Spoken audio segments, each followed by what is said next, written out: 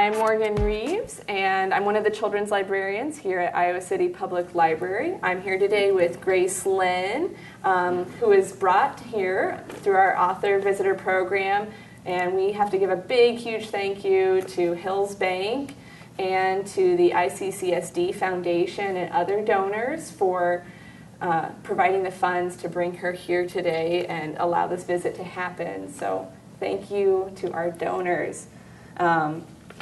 And so I'm here today with Grace Lynn. So hi, Grace. Hello. And have you been enjoying your visit here with Iowa City? Yes, it's been great. It's been great, and all the schools have been so much fun, and the students have been so enthusiastic, and the librarians are so excited. So it's been a really wonderful visit. Great. I was able to see the one on the presentation at Lincoln, and that was a lot of fun. I really enjoyed your drawing for the kids and getting them kind of up and involved in the presentation. They seemed to really enjoy that. Yeah, they did, I think. They seemed like it. They seemed like it, so that's always good. During your presentation, you spoke a lot about what's real and not real in your fiction, and I think the one that stuck with me the most was The Ugly Vegetables, and that was your first book, right? Mm-hmm. The Ugly Vegetables was my first published book. First published book. And I noticed in Year of the Dog that you kind of wrote maybe a fictionalized account of where the ugly vegetables came from. I don't know, how fictionalized was that? It's pretty fictionalized. Yeah. Part of it, the story is true. In the book, The Year of the Dog, the main character, Pacey, enters a book contest where she writes and illustrates her own book, and she sends it into this book contest, and she wins 4th place. And in the book, Pacey sends in a book called The Ugly Vegetables. So part of that's true. I did write and illustrate my own book. I did send it into a book contest, and I did win 4th place. But the book I sent into the book contest was not The Ugly Vegetables. Okay. I did that book many years later when I was an adult.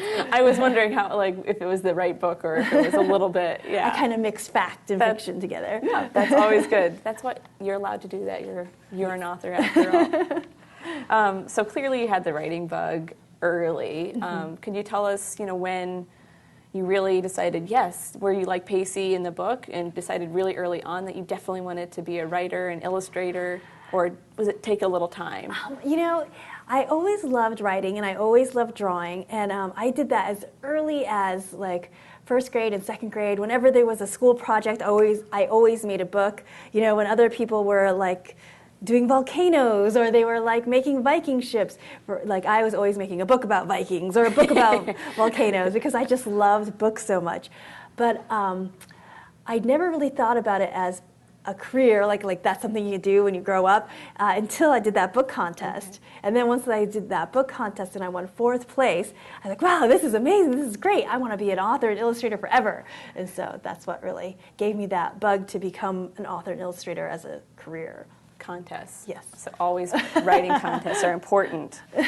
So can you talk a little bit, you talk a lot in your books about growing up as an Asian American and kind of how you felt, or at least how Pacey felt at least, there were no characters in books. Yeah. And so you kind of mentioned, I think, in an author's note and in the presentation that you felt the same way. Can you talk a little bit about your childhood and growing up as an Asian American? So I grew up in upstate New York, which was really unusual. And what was unusual about it was that there was no other minorities that lived in the area. There was no Hispanics, there was no blacks. We were the only Asian family that lived in the area. So that meant that I was the only Asian girl in my class, in my school, except for my sisters. And that meant I was the only Asian girl in my classroom. And I remember pretty early on that I did not like how that made me feel. So I remember pretty early on I would pretend that I wasn't Asian. I decided I was just going to pretend that I wasn't Asian. And I was going to pretend that I looked just like everybody else. And I did a really good job pretending. I spent so much time pretending that I wasn't Asian. I remember one day I was walking down the street and I saw my reflection in a store window. And I said, hey, there's a Chinese girl there. And I was like, wait, that's me. Because I completely forgot that I was Chinese because I spent so much time pretending that I wasn't Chinese that I really did forget most of the time.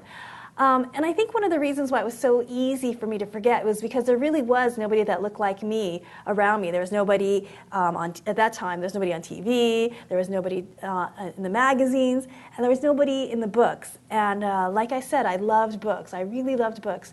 But there was nobody that looked like me in them.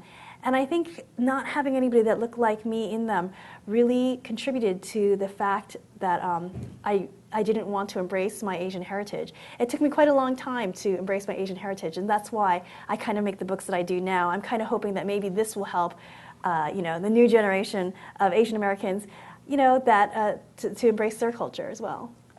Great. I mean, we do have, a much more diverse country, I think, even still growing.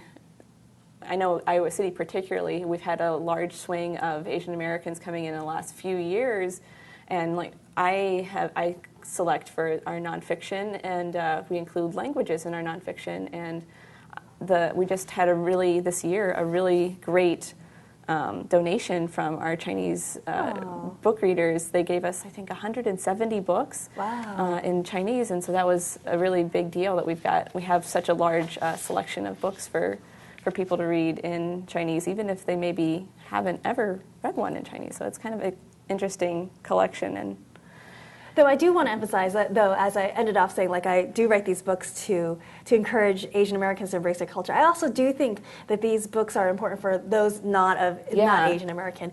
I mean, I think if anything, if I could see by the reaction by the kids today in schools, it didn't matter to them. The majority of them were not Asian American, yet they still found a lot to relate to and a lot to enjoy in the books too. So it's not, even though the books have a lot of Asian American culture in them, they're not only for Asian Americans. Well, and just the general idea of being an outsider is something that I think a lot of kids can relate to and really connect with. Yeah. A lot of kids, a lot of people grow up feeling like they don't quite belong and they don't fit in, and that's one of the themes that I think really strikes home with a lot of the kids reading your books.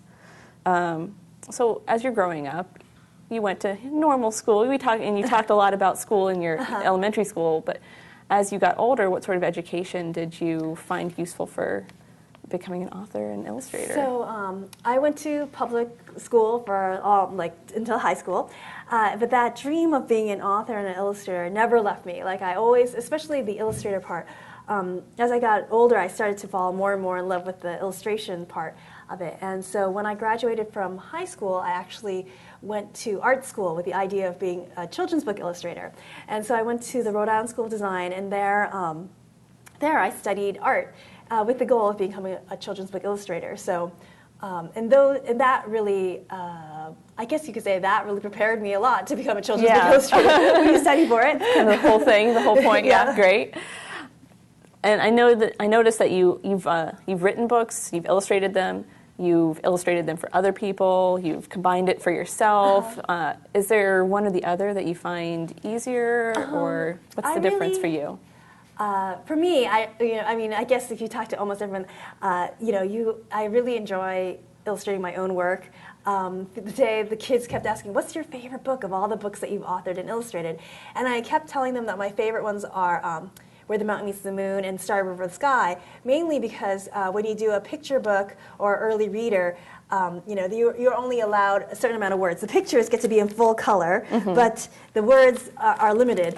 Whereas when you write a novel, you can use as many words as you want, but usually if you get to do pictures, you only get to do black and white. Yeah, or usually no pictures at all. But what made these books so unusual, Where the Mountain Meets the Moon and Starry River the Sky, was that these books, even though they're novels, which meant I could use as many words as I wanted, these books are actually printed in full color. And so you can see, here you go. So you can see that these have full color illustrations. So I got to use all the words I wanted and all the colors that I wanted. So that's why these are my favorites. Those are your favorites because you can do both. Yes. Awesome. With as much as I want. Go crazy, yes. So what is your writing process like? I know during your presentation you said it could take anywhere from the 1 to 6 years, but... Unfortunately, I don't really have a set writing process. I know there's a lot of authors who say, I write, 3 hours a day, and I write, and I have to sit there and write. And I've been trying really hard to be that kind of author, but it hasn't really worked out yet. Before I have a toddler who's 3 years old, and before I had her, my life was a lot freer. So I would just write when it came to me, but now that I have her, it's a lot harder. So I'm trying to be one of those authors that write, at a set time with a schedule, and it's still a work in progress. So you're a little more all over the place, and that's we had another author come in and talk about how she was that kind of wait up until the last moment kind of. Yeah. Well, my newest novel Seems is more common. 3 years late, and my daughter is 3 years old. So there's a direct correlation. What could have happened to cause that? So you have a daughter who's 3 years old. Could you tell us about the rest of your family? I have a daughter that's 3 years old. I have a husband that is Canadian, and I think that I might have imported him from Canada because of my love of Anne of Green Gables. Oh, I love Anne of Green Yeah, Gables. it's my favorite Have you been book. to Prince Edward Island? Yes, I have, It's and I even went to beautiful. the Anne of Green Gables house. And I took him with me, and that's when I knew he was a keeper because he made it through. He made it through. It's like, oh my gosh. That's great. I'm glad he enjoyed it and made it through. Yes. It's beautiful there. Enjoyment would be, but he made it through. He made it through. So you have a husband, and you said you were one of three one of daughters? three sisters. Or sisters, I have an older sister and a younger sister. My older sister is a professor at Skidmore College who teaches chemistry, and my younger sister does marketing for a nonprofit in San Francisco. So we're all kind of all over the place. Get together at all? Is it hard to get together when you're all spread out like that? It's hard to get together. It's a little sad. I always feel bad, but we try to keep in touch. You said that you only write using them if you're writing real stories because you have to. Yes. If I write anything about me specifically where it's like a personal narrative, I always have to put them in or else they will get very upset. Got to be a little bit true to life. Okay. The fantasies I'm allowed to not to go them. Yes. yeah, to go off script for those. Yes. Okay. And so your family inspires you in writing and your own experiences, and so you've also been inspired by Chinese mythology, and what other things would inspire you as you're writing? So a lot of my books are about Asian American culture, and a lot of people think it's because I'm some expert on Asian American culture, and it's completely not true. It's like what I said, when I was growing up, I really didn't want to know anything about my culture. My mom... You were pretending. Yeah, I was pretending really hard not to be Asian. My mom would try to teach me how to speak Chinese. She'd try to teach me how to write Chinese. She'd buy me Chinese clothes. I wouldn't have anything to do with it. In fact, I still can't speak Chinese very well now.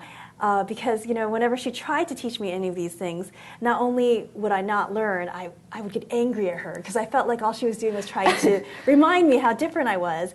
And it was it took a long time, like I said, a long, long time when I became an adult. And now I realize, gosh, I really wish I did know how to speak Chinese. I wish I did know how to write Chinese. I wish I knew all those things my mom had tried to teach me when I was younger. So my books are not about Chinese culture and Chinese mythology and Chinese all these things because I know so much. It's because I want to know so much, and it's like kind of my way of trying to recapture the things that I didn't learn when I was younger. So. All right. So it's kind of your, not quite a scrapbook, but almost... Kind of like educating myself and in the hopes, and kind of and it's a lot of wish fulfillment too, like Where the Mountain Meets the Moon, it's a girl heroine. She's kind of like this, she's like in this fairy tale, and I loved fairy tales when I was younger, but there was never really fairy tales with a heroine that looked like me, so it's kind of like wish fulfillment, things like that. Perfect. So aside from writing and illustrating all of these fantastic books, what do you do for fun? What are your hobbies? So I used to do a lot of really fun things. Like I used to decorate cupcakes, and I used to I used to bike ride and all those and things that made me a much more interesting person. But now all I do is run around after my 3-year-old, which is interesting in a different way. Yeah, it's still a lot of fun, Yes. and I'm sure that's a really consuming hobby there. Yes. And a little more than a hobby. Actually, I take it back. I don't mean that I was not, I feel like I'm just as interesting as a person, but maybe not as interesting to somebody who's not as kid related.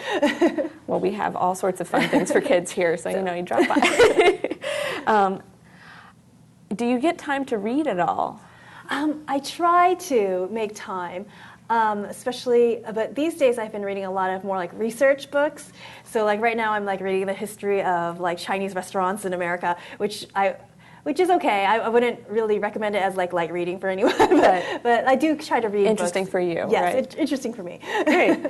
So that's what you're currently reading. Is there a favorite author of yours that you always go back to if you have a chance to? So I mentioned Anne of Green Gables. So whenever I have like a tough day or something like that, I always go back to like the Anne of Green Gables books, like the whole series. It's kind of like going back and like having a nice warm cup of tea with a friend, you know, like, so I always read those ones.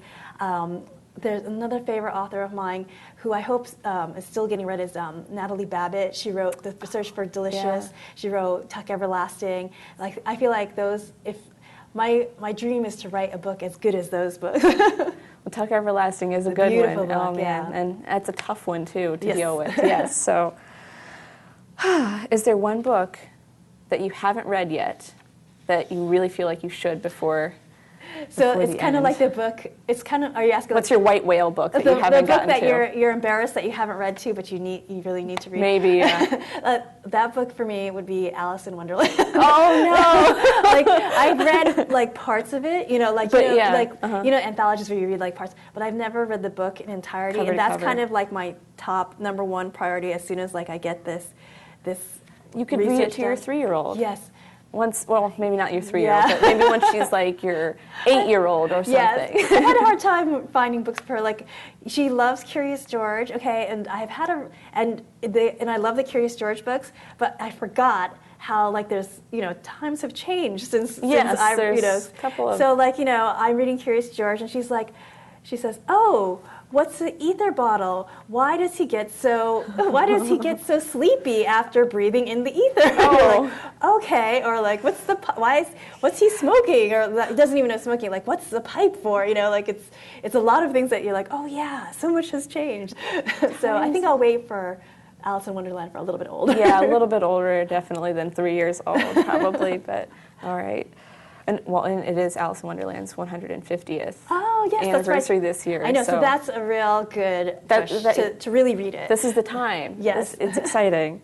Well, what is your current project? I know you are working on or have finished, or is it coming out soon? Yes, I have a new novel. I mostly finished the writing, and I'm working on the illustrations now.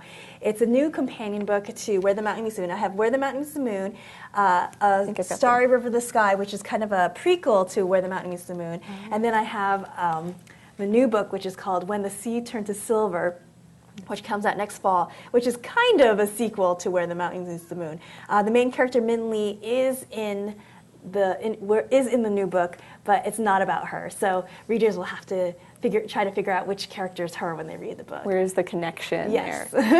Nice. I always love books that maybe aren't particularly sequels, but are in the same world. Yeah. So that way you don't have to have read these books to understand what goes on in the other ones. But it's a nice throwback. Yes, but if you have read them, it's kind of a neat kind of connection. Oh, I remember her. Yes. I know where she's from and what she does. Oh, yeah.